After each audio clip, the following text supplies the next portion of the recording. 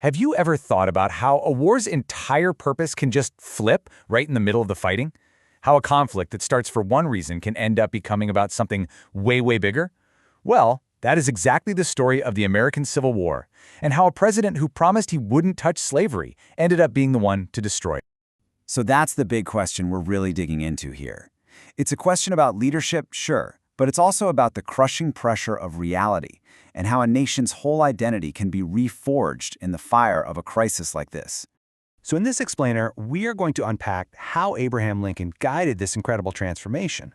We'll look at how the war's goals shifted from just, holding the country together to tackling the huge moral question of slavery, and in doing so offering the nation what he called a new birth of freedom. All right, so let's rewind to the beginning. Back in 1861, when the first shots were fired, the goal for Lincoln in the North was actually crystal clear and honestly pretty limited. It was all about one thing. Lincoln himself put it right out there. This war was not about ending slavery. In his very first inaugural address, he said, flat out, he wouldn't interfere with it. And look, this wasn't just a personal feeling. It was a critical political move. He desperately needed to keep the slaveholding border states from bailing and joining the Confederacy. And when you see it side by side like this, the shift is just staggering. In 1861, preserve the Union, uphold the Constitution. That's it. But by 1863, the mission became ending slavery and actually living up to the ideals in the Declaration of Independence.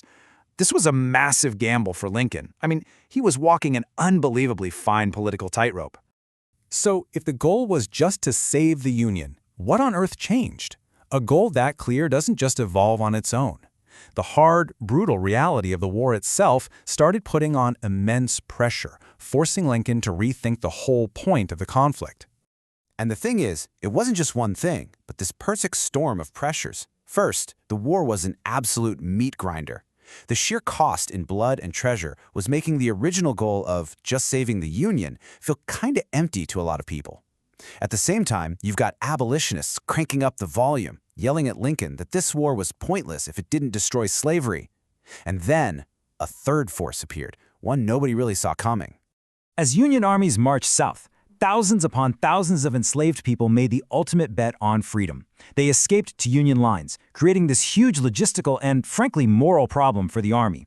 These so-called contrabands, they were basically voting with their feet. They were a living, breathing crisis that forced the Union to deal with the reality of slavery right there, face to face, every single day. So all of this, it all builds to the great pivot point of the war. Lincoln, facing all this pressure and with his own views changing, makes a move that was part military genius, part moral bombshell, and part diplomatic masterstroke. I'm talking about the Emancipation Proclamation, issued January 1st, 1863. First and foremost, the Emancipation Proclamation was a weapon. It was a dagger aimed right at the heart of the Confederates' ability to wage war. By declaring enslaved people in the rebellious states free, Lincoln basically turned the South's biggest economic asset into his greatest weakness. He was giving their main labor force a green light to just walk away, helping to grind the Confederate war machine to a halt from the inside. But it was so much more than just a military tactic. It was like a moral thunderclap that completely changed what the war was about. Suddenly, this wasn't just some political fight over states' rights anymore. Now it was a clear, moral crusade for human freedom. The Union now owned the high ground, and the Confederacy was suddenly on the world stage, fighting to keep people in chains. The proclamation also caused a seismic shock internationally. Britain and France had been kind of flirting with the idea of recognizing the Confederacy. Well, after this, no way. Supporting the South now meant you were openly siding with a pro-slavery nation.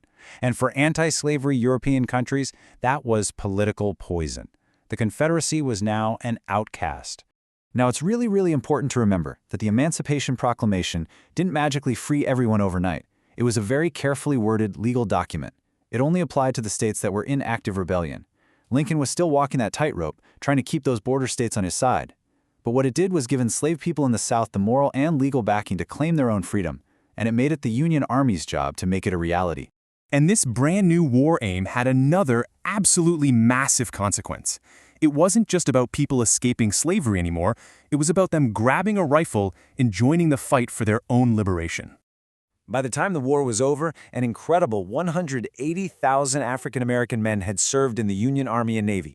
Think about that. This was a fighting force that would have been completely unimaginable just a couple years earlier, and they were absolutely vital to the Union's victory. And just to put that number into perspective for you, they made up a full 10% of the entire Union Army. Many of these men had been enslaved just months or weeks before. They fought with a kind of courage and ferocity that only comes when you are fighting for everything you hold dear. You really can't overstate their impact. I mean, they were facing Confederate bullets, sure, but they were also fighting for equal pay and facing the terrifying risk of being executed or sold back into slavery if they were captured. But their courage, especially in legendary units like the 54th Massachusetts, just shattered racist stereotypes. They were proving in blood that they had earned their place as citizens of a truly united states. And that brings us to Gettysburg. It's November 1863, just months after the Emancipation Proclamation, and in the shadow of the war's bloodiest battle, Lincoln is asked to give just a few appropriate remarks at the dedication of a new national cemetery. And he uses that moment to spell out a whole new vision for America. Get this, the main speaker that day talked for 2 straight hours. Lincoln got up and spoke for about 2 minutes. He delivered just 272 words, and in those 2 minutes, he gave one of the most powerful speeches in American history. His opening line is just brilliant. He doesn't start with 1777 and the Constitution, the legal document the war was supposedly about. No, he goes back further to 1776 and the Declaration of Independence, the country's moral birth certificate. He is deliberately reframing the whole war as a struggle over that one radical idea, that all men are created equal. What he's essentially saying is that the Civil War is a test. It's a test to see if a nation built on this crazy, beautiful idea of equality can actually survive. The goal wasn't just to patch up the old country anymore. The goal was now to build a better one, a more perfect union. And then comes the line that changes everything, that this nation under God shall have a new birth of freedom. This wasn't about going back to the way things were. This was about moving forward, about creating a more just, more inclusive America. He was giving meaning to all the sacrifice, promising that those who died at Gettysburg and beyond didn't die in vain. So when you put it all together, what Lincoln managed to do was, well, extraordinary. He took what started as a constitutional crisis over how the country was structured, and he elevated it into a moral battle for the soul of America and for fundamental human rights. The Civil War is just this powerful, powerful reminder that a nation's ideals aren't static. They're not just words carved in stone. They are living things that get tested and redefined in the fire of a crisis. And that leaves us with a pretty big question, doesn't it? How do these new definitions, forged in the heat of struggle, continue to shape and challenge and inspire us, even today?